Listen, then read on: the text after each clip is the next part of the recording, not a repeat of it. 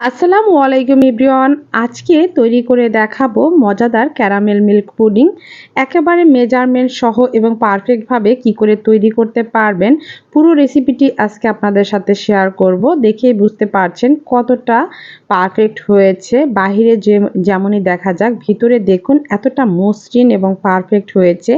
এই তীব্র গরমে যদি এরকম একটা পুডিং তৈরি করে নর্মাল ফ্রিজে রেখে গরমের সময় ঠান্ডা ঠান্ডা পরিবেশন করেন, তাহলে কিন্তু সবারই কলিজা ঠান্ডা হয়ে যাবে।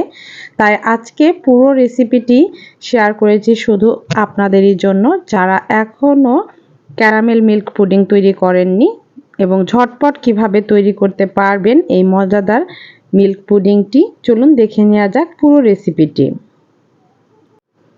প্রথমে একটি পাত্রে আমি 1 লিটার পরিমাণে দুধ জাল করে হাফ লিটার করে নিয়েছি, আর এইটি আমি পাতিলে মাটির চুলার উপর রেখে দিয়েছিলাম, একেবারে কমে হাফ লিটার পরিমাণ হয়ে গেছে। অন্যদিকে চুলায় একটি পাত্র বসিয়ে আমি ক্যারামেল তৈরি করে নেব। তার জন্য আমি এখানে 3 চামচ পরিমাণে চিনিটা দিয়ে দিলাম, আর দিয়ে দিব 1 চামচ পরিমাণের পানি। এটি দিয়ে একেবারে লো হিটে জাল করে নেব। চারো সাইডে যখন লাল হবে তখন আমি নাড়াচাড়া দেব, ততক্ষণ অপেক্ষা করছি। দেখুন চারিপাশে দিয়ে কিন্তু লাল হয়ে এসেছে। এখন হালকা নেড়ে চেড়ে চুলার আঁচটি বন্ধ করে দেব। এই ক্যারামেল মিল্ক পুডিংটি, এই ক্যারামেলটা তৈরি করার কারণে কিন্তু দেখতে অনেকটাই সুন্দর হয় এবং সুন্দর একটা স্মেল বের হবে। এ পর্যায়ে চুলাটা বন্ধ করে দিয়ে আমি যে পাত্রে পুডিংটি তৈরি করব সেটিতেই আমি সরাসরি ক্যারামেলটা দিয়ে সেট করে নেব। যদিও আমি রাতে তৈরি করেছিলাম, এজন্য ক্যারামেলের কালারটা একটু কালচে দেখা গিয়েছে, কিন্তু আমার কালারটা অনেক সুন্দর হয়ে এসেছিল। আর আপনারাও ক্যারামেলটা তৈরি করার জন্য সাবধান রাখবেন, বেশি কিন্তু ডিপ হয়ে আসলে এটা তিতো ভাব হয়ে যায়। দেখুন আমি এই পাত্রটি সেট করে নিলাম। এখন অন্য একটি বোলের মধ্যে আমি নিয়ে নিব 3টি ডিম। 1 লিটার দুধ জাল করে আমি হাফ লিটার করে নিয়েছি, এজন্য 3টি ডিম দিয়েছি। এখানে যদি আপনারা 750 গ্রাম মানে 3 পোয়া দুধ রাখেন তাহলে 4টা ডিম অ্যাড করবেন। আর যদি মনে করেন 1 লিটার দুধ জাল করেই শুধু আমি পুডিং তৈরি করব, সেক্ষেত্রে 5 থেকে 6টা ডিম লাগবে। দিয়ে দিয়েছি একটু পরিমাণে ভ্যানিলা এসেন্স, এটা ডিমের গন্ধ দূর করার জন্য। আর 1 কাপ পরিমাণে চিনি, আমি চায়ের কাপের 1 কাপ পরিমাণে চিনিটা অ্যাড করে ভালো করে বিট করে নেব। আপনারা মিষ্টিটা যেমন পছন্দ করেন সে অনুযায়ী অ্যাড করবেন, এর থেকে একটু বাড়িয়েও দিতে পারেন। ভালো করে বিট করে এই চিনির দানাটা ভেঙে নিতে হবে। এই চিনির দানাটা একেবারেই থাকা যাবে না, ভালো করে হাত দিয়ে বা ব্লেন্ড করে মেল্ট করে নেবেন। ব্লেন্ড করা হয়ে গেছে। এখন আমি যে দুধটা জাল করে কমিয়ে রেখেছিলাম সেই দুধটা আমি এখন এর মধ্যে ঢেলে দিলাম। হাফ লিটার দুধ ঢেলে দিয়ে এখন ভালো করে একটু নেড়েচেড়ে মিক্সড করে নিচ্ছি হ্যান্ড উইক্সের মাধ্যমে।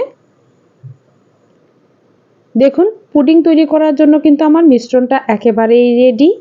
একেবারেই অল্প উপকরণ দিয়ে এতটা মজাদার পুডিং তৈরি করে নেওয়া যায়। দেখুন একেবারে সেট হয়ে আসছে, হাতেও লেগে না। কি সুন্দর একটা কালার চলে এসেছে আমার ক্যারামেলের। একটা ছাঁকনির সাহায্যে আমি যে মিশ্রণটা করেছিলাম সেটা আমি ছেঁকে নিলাম। যদি দুধের সর বা কোনো প্রকার লাম্পস থাকে এর জন্য আমি ছেঁকে নিলাম, যাতে করে পুডিংটা একেবারে মিশ্রণ হতে পারে। অন্যদিকে আরও একটি পাত্রে আমি পানি দিয়ে দিচ্ছি। পানি দিয়ে একটি স্ট্যান্ড বসিয়ে দিলাম। স্ট্যান্ড বসিয়ে দিয়ে আমি পুডিংটা তৈরি করার জন্য পুডিংয়ের পাত্রটাও বসিয়ে দিলাম। আর পানিটা এমনভাবে দিতে হবে যে পাত্রটা যাতে অর্ধেকটা ডুবে থাকে। আর ঢাকনাযুক্ত যদি পাত্র নিন তাহলে ঢাকনা দিয়ে ঢেকে দেবেন। যেহেতু আমি এটা কেকের মোল্ড নিয়েছিলাম, এর ঢাকনা নেই, তাই একটা স্টিলের প্লেট দিয়ে আমি ঢেকে দিয়ে ঢাকনায় ছিদ্রটা বন্ধ করে আটকিয়ে দিচ্ছি।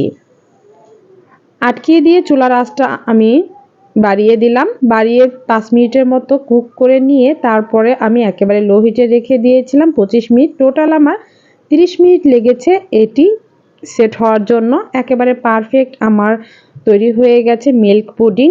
আমি আপনাদের একটি কাঠির সাহায্যে দেখিয়ে দিচ্ছি, একেবারে পারফেক্ট, কোনো কিছুই লেগে নাই কাঠিতে। এখন চারো সাইডে একটা চাকুর সাহায্যে আলতো করে একটু আলগা করে নিচ্ছি। চারিপাশে আলতো করে একটু আলগা করে নিলে পুডিংটা খুব সহজে উঠে আসবে এবং ভেঙে যাবে না। একটি প্লেটে আমি এটি সার্ভ করে নিচ্ছি।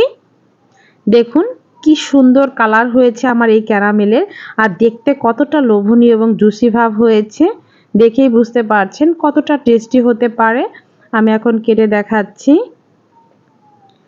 চারিপাশের পাত্রর জন্য একটু এবড়ো থেবড়ো দেখাচ্ছে, কিন্তু ভিতরে দেখুন কতটা মসৃণ হয়েছে।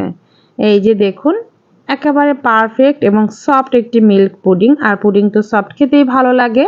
আর যদি আপনারা একটু নর্মাল ফ্রিজে 1 ঘন্টা বা 30 মিনিটের মতো রেখে এটি সার্ভ করেন, তাহলে তো আর কোনো কথাই নেই। অবশ্যই আপনারা এই গরমে নর্মাল ফ্রিজে একটু রেখেই এটি পরিবেশন করবেন। রেসিপিটি কেমন লাগলো? যদি ভালো লেগে থাকে তাহলে অবশ্যই লাইক, কমেন্ট, শেয়ার করে দিবেন আর কমেন্টে জানিয়ে দেবেন।